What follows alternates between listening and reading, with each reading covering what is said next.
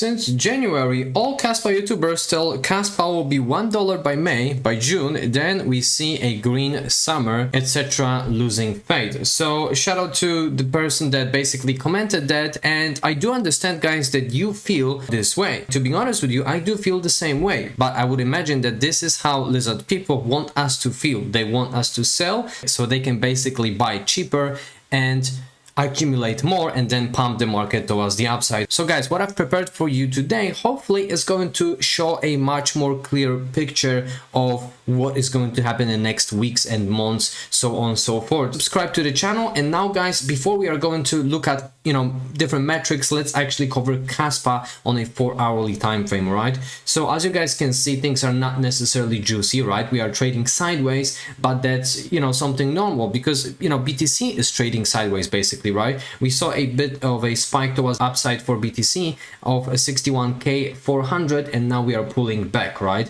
So obviously Kaspa is kind of mirroring that situation and basically the whole market, right? But that's obviously short time frame, and that is a short time frame noise, right? Looking at the daily time frame, guys, we could potentially have a pullback from the standpoint of stochastic RSI that basically is in that overbought territory, right? So the next technical level of support is going to be 14 cents, well, almost 15 for Kaspa. And now quick look at the weekly time frame, guys. So from the standpoint of the weekly time frame, sooner or later Kaspa is going to hit the rock bottom if it comes to stochastic RSI, right? So in this particular case, I do believe that we are going to have much more fuel towards the upside, right? So let me actually turn off these drawings and quickly throw a Kaspa rainbow on it. We have dipped below that rainbow. However, I don't think that this is something big to be worrying about, because we did before. Let's have a look if we did before, right? We did slightly in here. That was in May 2023. And now guys, looking at the dashboard itself for Kaspa, so if it comes to the current reward, we are sitting at 92. The next one is going to be 87. Next reduction is scheduled in 14 days. We are sitting at 85.3% mined. Hash rate is 820, and all-time highs are 889 petahash per second. Guys, I would imagine that probably by tomorrow that's going to be 900, and it will be great if next week we will be sitting above 1000. Now, looking at overall market, guys, we are sitting at 45 neutral at the time of recording this video. So I do believe that this condition is, quite good condition to kind of accumulate. If it comes to ETF inflows for BTC, we've got 88 million, we've got 62 at 35 and 11 million. So last 4 days for accumulation for BTC are quite bullish. And as you guys can see, BlackRock is basically buying, most of it, right? So whales are basically accumulating, right? The big money is accumulating, and retail traders are basically selling, right, with loss. But anyways, shout out to Mr. L. Perrier on X, and this is basically Kaspa's roadmap, right? So we've got launch and stabilization, that's obviously complete. Then we've got iterative improvement, and now we've got additional features, right? So that is basically scheduled in December, January 2025, right? I would imagine December probably this year / January 2025. Then we've got a feature frenzy, blah blah blah, hard fork version, deployed transmission testnet, right? And then the mainnet development, meaning that Kaspa at the time is going to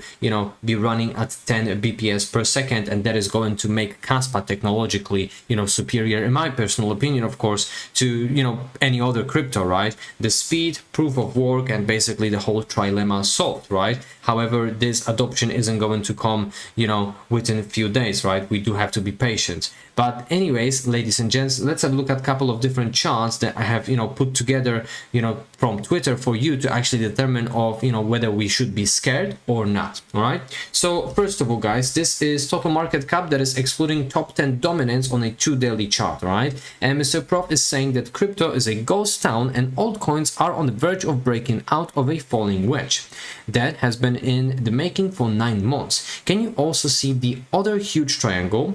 So guys, every single time we've basically dipped to that zone, we have bounced properly, right? So as you guys can see, the domination of altcoins that are excluding top 10, of course, are going towards the downside, right? As we can see in here, right? So after that shaky, right, we have pushed back towards the upside visible in here, right? Just like in 2023, so that was that first pump towards the upside, and right now this is where we are at the moment, guys. So we had this shaky, obviously the Japanese market dumped properly, right? And now we are basically bouncing towards the upside.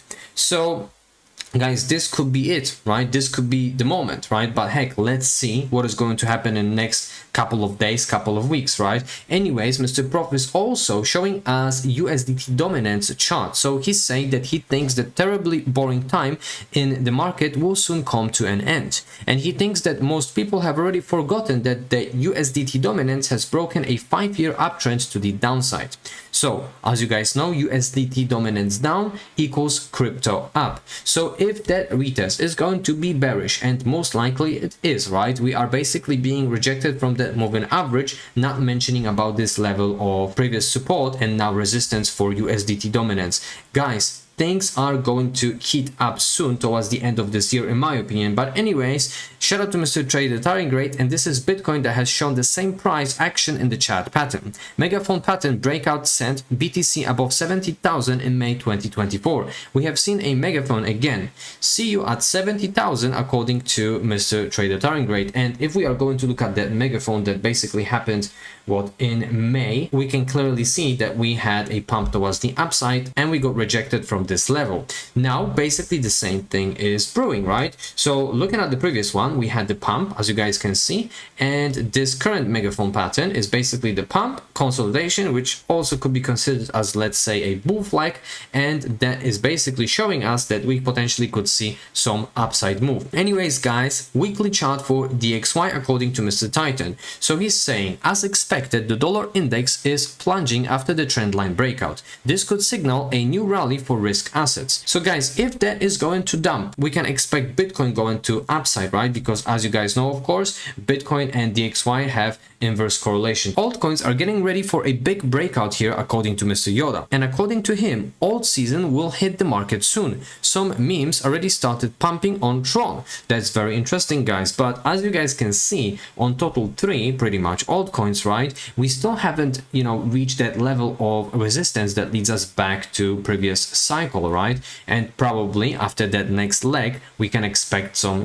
push towards the downside, because we might potentially get, rejected from that level of resistance. On top of that, Mr. Prof is saying that the last 6 months have been nothing more than a bull market correction.